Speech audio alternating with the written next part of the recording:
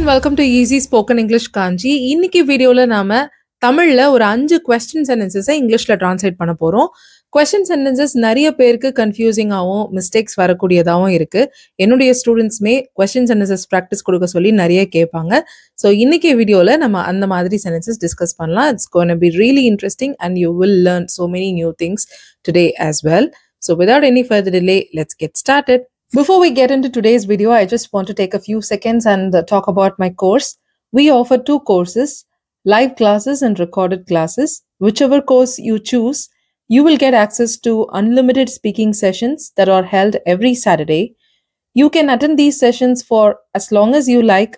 Each week, you will take part in different activities which are designed to improve your speaking skills, spontaneity, and confidence. To know more about the course details, please call or send a WhatsApp message to the number shown on the screen. Thank you. Alright, இன்னைக்கான first example பாருங்க. நீங்க கொடுத்த வேலையை முடிச்சதுக்கு அப்புறம் நான் என்ன செய்யணும்? ரொம்ப கேஷுவல் கான்வர்சேஷன்ஸ்ல நம்ம கேட்குற கேள்வி இது, கரெக்டா? இன்னைக்கு பார்க்க போற எல்லா எக்ஸாம்பிள்ஸுமே கொஸ்டின் ஃபார்மேட்ல தான் இருக்க போகுது. ஸோ மெயின் கிளாஸ் கொஸ்டின் ஃபார்மேட்ல இருக்கு. நான் என்ன செய்யணும் அப்படின்றத இந்த இடத்துல மெயின் கிளாஸ் கொஸ்டின் ஃபார்மேட்ல இருக்கு. இங்கிலீஷ்ல எப்படி சொல்லலாம்? What should I do? நான் என்ன செய்யணும்? What should I do? எப்போ நான் என்ன செய்யணும்னு கேட்குறேன்னா வேலையை முடிச்ச பிறகு. இங்கிலீஷ்ல எப்படி சொல்லலாம்? ஒரு ஆக்ஷன் நடந்த பிறகுன்னு சொல்றதுக்கு ஆஃப்டர்ன்ற கன்ஜங்ஷன் யூஸ் பண்ணி சொல்லலாம், right? What should I do after? வேலையை முடித்த பிறகு, கரெக்டா? I finish the work. What should I do after I finish the work?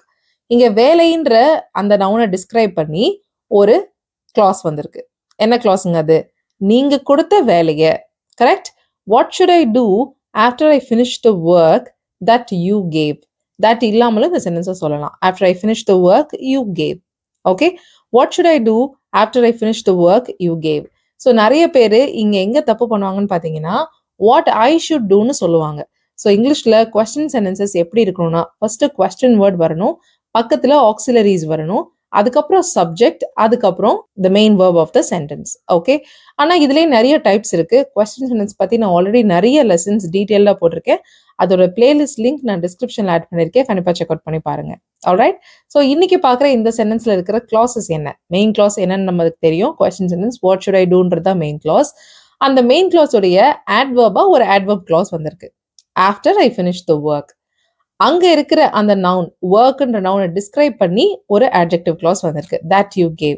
So adverb clauseக்குள்ளவே ஒரு adjective clause சேர்ந்து வந்திருக்கு. ஸோ இதுல மெயின் கிளாஸ் கொஸ்டின் ஃபார்ம்ல இருக்கு. அதுல ஒரு adverb clause வந்திருக்கு. அந்த adverb clauseக்குள்ளவே ஒரு adjective clauseம் சேர்ந்து வந்திருக்கு.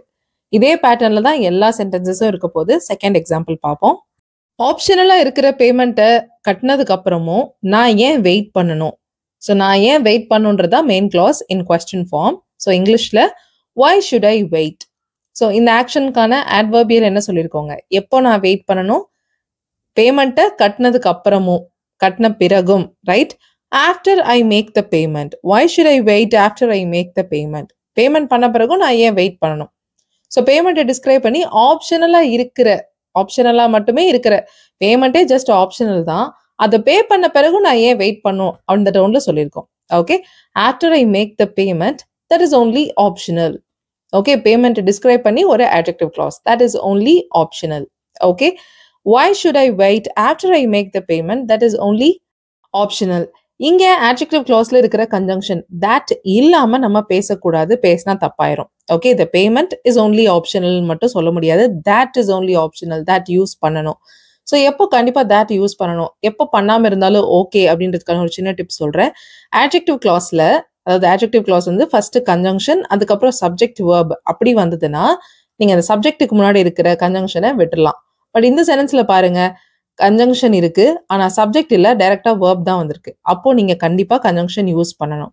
ஸோ இது ஆல்ரெடி நான் நிறைய லெசன்ஸ்ல சொல்லியிருக்கேன். adjective clause பிளேலிஸ்ட் பார்த்தீங்கன்னா அதில் டீடைல்டா லெசன்ஸும் இருக்கும். நான் அந்த பிளேலிஸ்டோட லிங்க்கையும் டிஸ்கிரிப்ஷன்ல ஷேர் பண்றேன். ஓகே, ஸோ adjective clauseல சப்ஜெக்ட் இருக்கும்போது கன்ஜங்ஷனை யூஸ் பண்ணலாம், இல்லைனாலும் பரவாயில்ல. ஆனா சப்ஜெக்ட் இல்லாம டைரக்டா வேர்ப் வரும்போது கண்டிப்பா யூஸ் பண்ணணும். ஓகே, சரி, தேர்ட் எக்ஸாம்பிள் பார்ப்போம். இன்னைக்கு முடிக்க வேண்டிய அசைன்மெண்ட்டை அவன் முடிச்சிருந்தோம், அவனை நீ ஏன் தண்டிக்கிற? அவனை நீ ஏன் தண்டிக்கிறன்றதுதான் main clause in question form. இங்கிலீஷ்ல எப்படி சொல்லலாம்? why are you punishing him? why are you punishing him? எப்போ தண்டிக்கிறேன்னு சொல்றோம்னா அவன் அசைன்மெண்ட்டை முடிச்சிருந்தோம், ஒரு வேலை, ஒரு விஷயம், ஒரு ஆக்ஷன் நடந்தும் அப்படின்னு சொல்றதுக்கு என்ன கன்ஜங்ஷன் யூஸ் பண்ணலாம்? Yes, even though. Even though he completed the assignment. Why are you punishing him? Even though he completed the assignment.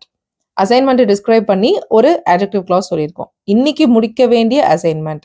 போன லெசன்ல பார்த்த மாதிரி சப்போஸ் டு யூஸ் பண்ணியும் சொல்லலாம். That is supposed to be submitted or completed today.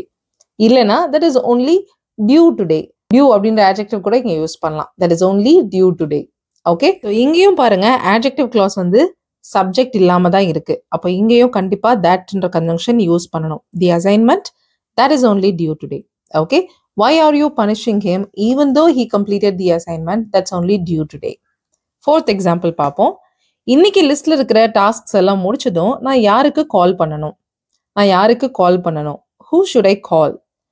வேலையை முடிச்சதுக்கு அப்புறம், டாஸ்க்ஸை முடிச்சதுக்கு அப்புறம், after I complete the tasks. Who should I call after I complete the tasks? Tasks describe பண்ணி என்ன சென்டென்ஸ் சொல்லியிருக்கோம்? இன்னைக்கு லிஸ்ட்ல இருக்கிற tasks that are on today's list. So இங்கேயும் adjective clause subject இல்லாம தான் இருக்கு. tasks அப்படின்னு plural இருக்கிறதுனால plural verb or யூஸ் பண்ணியிருக்கோம். tasks that are on today's list. Okay, who should I call after I complete the tasks that are on today's list? And the last example for today is, வேற யாருக்கும் தெரியாத உண்மையை நீ அவகிட்ட சொன்னதுக்கு அப்புறம் அவ என்ன செஞ்சா? ஸோ இதுவும் அதே பேட்டர்ன்ல தான் இருக்கு. ஸோ பாஸ் பண்ணி ட்ரை பண்ணிட்டு ப்ளே பண்ணி ஆன்சர் செக் பண்ணிக்கோங்க. ஸோ அவ என்ன செஞ்சா? What did she do? உண்மையை நீ சொன்னதுக்கு அப்புறம், உண்மையை அவகிட்ட நீ சொன்னதுக்கு அப்புறம் அவ என்ன செஞ்சா? What did she do after you told her the truth? So ட்ரூத்தை டிஸ்கிரைப் பண்ணி என்ன சென்டென்ஸ், adjective clause என்ன வந்திருக்குங்க? வேற யாருக்கும் தெரியாத உண்மை, the truth that no one else knew. So இந்த சென்டென்ஸ்ல adjective clause conjunction that இல்லாம பேசலாமா பேசக்கூடாதா?